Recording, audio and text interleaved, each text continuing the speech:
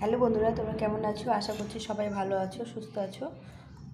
তো দেখো, আজকে বানিয়েছি বেগুন দিয়ে আর টমেটো দিয়ে কাতলা মাছের ঝোল।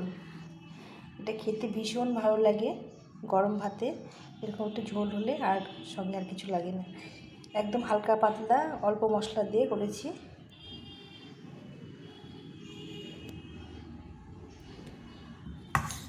একদম পাতলা করে করেছি ঝোলটা। এখন আস্তে আস্তে গরম পড়ছে, এখন একটু এরকম হালকা হালকা পাতলা ঝোল খেতেও ভালো লাগে, শরীরের জন্য খুব ভালো। তো চলো রান্নাটা শুরু করে দিই।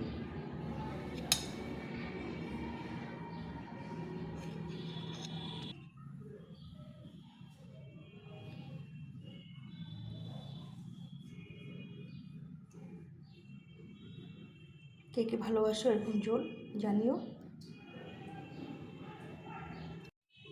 এখানে নিয়েছি কচি কচি বেগুন, আলু আর টমেটো। এখানে দুটো বেগুন নিয়েছি আর দুটো আলু নিয়েছি আর টমেটো নিয়েছি। এটা দিয়ে আজকে কাতলা মাছের একটা ঝোল করব। এখানে 4 পিস মাছ নিয়েছি, এই মাছটা দিয়ে ঝোল করবো। এটা কাতলা মাছ। বাকি মাছ, এই মাছগুলো দিয়ে ভীষণ ভালো লাগে এই কচি কচি বেগুন দিয়ে কাতলা মাছের ঝোল আর টমেটো দিয়ে। তো প্রথমে মাছটাকে ভালো করে নুন হলুদ দিয়ে ভেজে নিতে হবে।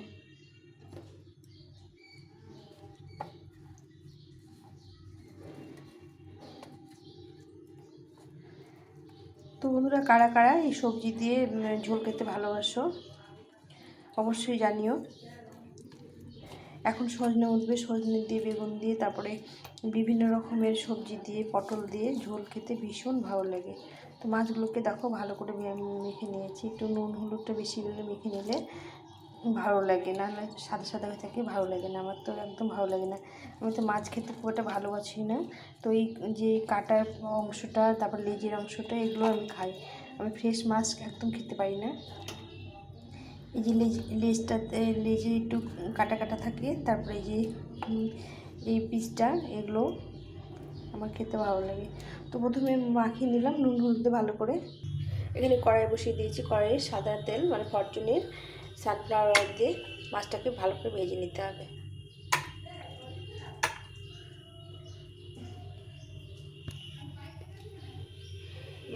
বাকি বাকি মাছটা অন্য একটা রেসিপি করব, তার জন্য আমি 4 পিস মাছ নিয়ে নিলাম। এখানে তেলটা ভালো করে গরম করে নিয়েছি।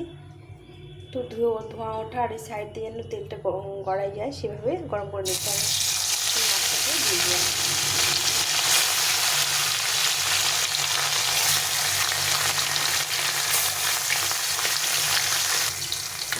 মাছটা উল্টে পাল্টে লাল লাল লাল করে ভেজে দিতে হবে। এবার একসাথে সুন্দরভাবে ভাজা হয়ে গেছে।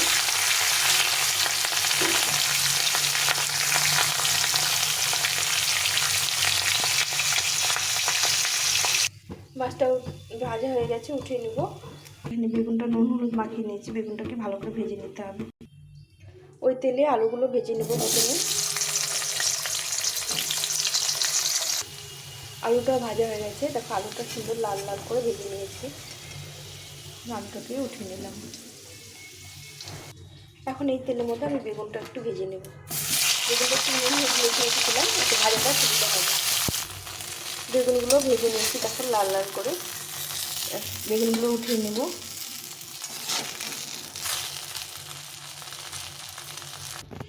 এই রান্নাটা এখন করবো সরষের তেলে। তো পরিমাণ মতো তেল দিয়ে দেবো। সব সবজিগুলো ভেজে নিয়েছি, তেলটা খুব একটা বেশি দেবো না, পরিমাণ মতো দিয়েছি। আমি তো কম তেলে রান্না করি। তো বন্ধুরা, কারা এইভাবে এই মাছের, বড় মাছের মানে কাতলা রুই যে কোনো মাছের ঝোল এরকম সবজি দিয়ে খাও অবশ্যই জানিও। কেন আমি তো পেঁয়াজ রসুন দিয়ে কম করি, আমি একটু সবজি দিয়ে ঝোলটা বেশি করি। এটা শুকনো লঙ্কা দিলাম, 1/2 চামচ মতো জিরে দিয়ে দিলাম। এটাকে একটু ভেজে নিতে হবে ফোড়নটাকে। ফোড়নটা একটু ভাজা হয়ে গেছে, এখন টমেটো দিয়ে দেবো। টমেটো একটু বেশি পরিমাণে দেবো, খেতে ভালো লাগে। এখানে আমি দুটো টমেটো নিয়েছি, টমেটোটা হালকা একটু ভেজে নিয়েছি। টমেটোটা একটু গোটা গোটা থাকলে ভালো লাগবে, কারণ এখন সিজনে টমেটো তো, এটা খেতে একটু বেশি বড়ো বড়ো হয়ে থাকলে খেতে ভালো লাগে। এখন আমি দিয়ে দেবো স্বাদ মতো লবণ।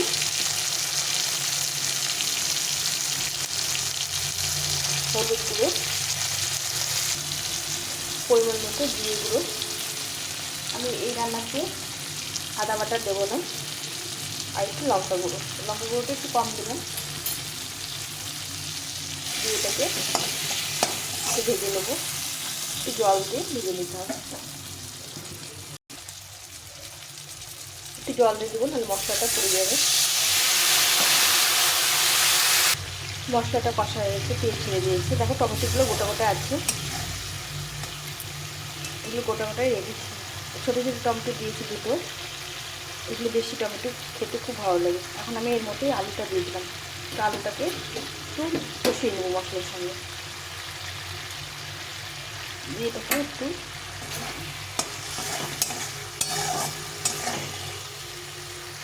আলু আর টমেটো কষা হয়ে গেছে। এখন এর মধ্যে দিয়ে দেবো এই ভেজে রাখা বেগুনগুলো, একটু নাড়াচাড়া করে নেবো, নাহলে একটু ভেঙে যাবে। এত নরম করে মানে ভাজা হয়ে গেছে তো, যার জন্য একটু নাড়াচাড়া, মশলার সঙ্গে একটু নাড়াচাড়া করে নিলে ভালো লাগবে, এতে মশলাটা ঢুকবে।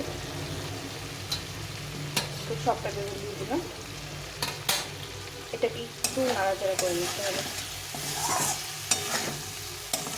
দিয়ে জল দিয়ে দিতে হবে। এইভাবে বেগুন দিয়ে টমেটো দিয়ে ঝোল খেতে, দেখো টমেটোগুলো যেমন তেমনই আছে, সুন্দর একটা গন্ধ বেরিয়েছে। এখন আমি এর মধ্যে জল দিয়ে দিই। আমি জলটাকে ফুটিয়ে রেখেছিলাম, আমি রান্নার সময় জলটা গরম করে নিই, ফুটিয়ে দিয়ে রান্না করি। এরকম করে রান্না করলে ঝোলের স্বাদটা বেড়ে যায়। এইভাবে ভালো করে ফুটিয়ে নিতে হবে কিছুক্ষণ, তারপর মাছ দিয়ে এটাকে নামিয়ে দিতে হবে।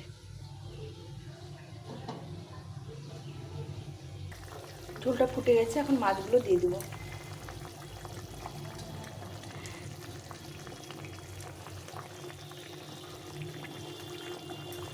দিয়ে একটু সময় ফুটিয়ে নিতে হবে ভালো করে, নিয়ে নামিয়ে দিতে হবে। ঝোলটা হয়ে গেছে, এখন নামিয়ে দেবো।